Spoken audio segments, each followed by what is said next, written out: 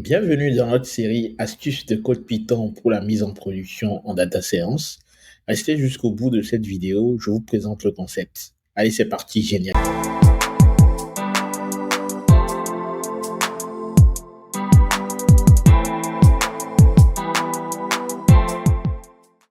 Salut à toi, bienvenue sur ma chaîne. Moi, c'est Espoir Badoun, je suis data scientist et sur ma chaîne, je partage avec toi 3 éléments qui, je pense, sont indispensables pour quiconque veut devenir autonome dans la mise en production de ses projets data ou IA. Il s'agit essentiellement d'astuces de code Python pour la mise en production en data science, la série d'aujourd'hui justement.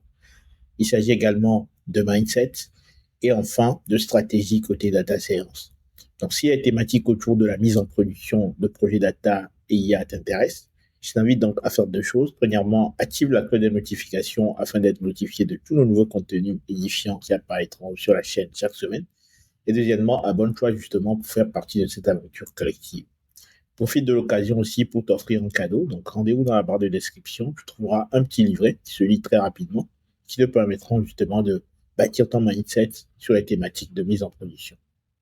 Revenons donc au sujet du jour. Comme je le disais tantôt, aujourd'hui, je vais vous présenter le concept donc d'astuces de code Python pour la mise en production. Cette série on fera défiler sur la chaîne. Mais avant de parler donc du concept, je vais très rapidement présenter donc le contexte. Alors, pourquoi d'ailleurs Python? Ok, on va utiliser Python parce qu'en général, lorsqu'on veut discuter justement avec l'ordinateur, il nous faut un langage de programmation. Le choix naturel se porte sur Python parce qu'on est en data science.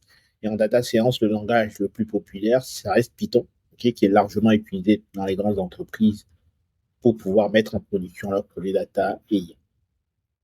Et pourquoi astuce de code Python pour la mise en production data science? Parce que justement, il est important d'utiliser Python efficacement, ok, lorsqu'il s'agit des problématiques de mise en production, bon, notamment rendre votre code le plus lisible possible, le plus maintenable possible et enfin le plus efficace, c'est-à-dire en termes de performance. Et donc, aussi parce que Python a également une large application, et les outils Python utilisés dans le domaine, notamment du développement web, du gaming ou du banking, ne sont pas les mêmes qui sont utilisés en data science. Donc, il convient de pouvoir adopter les bonnes attitudes justement sur Python lorsqu'on est en data science afin d'amener vos projets au bout.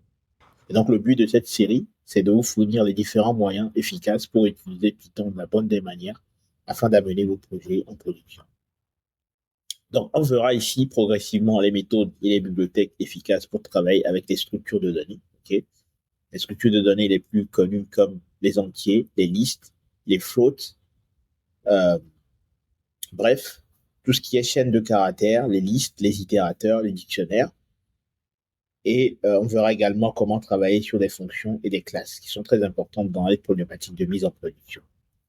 Enfin, on parlera des méthodes efficaces pour travailler avec les bibliothèques très connues comme Pandas, NumPy, pour ne citer que cela. Et également le bien connu Jupyter Notebook, comment travailler avec Jupyter Notebook qui est très décrié dans une optique justement de mise en production. Bref, ici, vous aurez donc tout ce dont vous avez besoin en termes de code pour pouvoir aller en production sereinement, respecter les bonnes pratiques qui sont donc listées dans le domaine de la data science lorsqu'il s'agit des problématiques de mise en production. Et donc, dans cette série-là, personnellement, comme prérequis, vous aurez juste besoin de connaître Python. Okay, si vous avez également une appétence pour tout ce qui est data science, vous êtes le bienvenu. Et je vais revenir donc du coup sur les bases de chaque partie en vous fournissant des petites sections de code que vous pourriez justement reproduire chez vous. Donc, le code sera disponible sur un repo GitHub afin que chacun puisse de son côté aller reproduire et pratiquer. Parce que la clé, bien évidemment, c'est la pratique. Voilà donc présenter le concept d'astuce de code Python pour la mise en production en data science. Dites-moi dans les commentaires si vous aimez ce concept-là. Et comme ça, progressivement, on verra les différents éléments qui vous permettront de progresser dans la partie code lorsqu'il s'agit de mettre en production des projets data ou IA. Si vous avez aimé ce contenu, je vous invite à liker, à commenter et à partager justement afin qu'un maximum de data scientists puissent en profiter. Et portez-vous bien. D'ici là, je vous donne rendez-vous très prochainement pour un nouveau contenu tout aussi édifiant. Salut.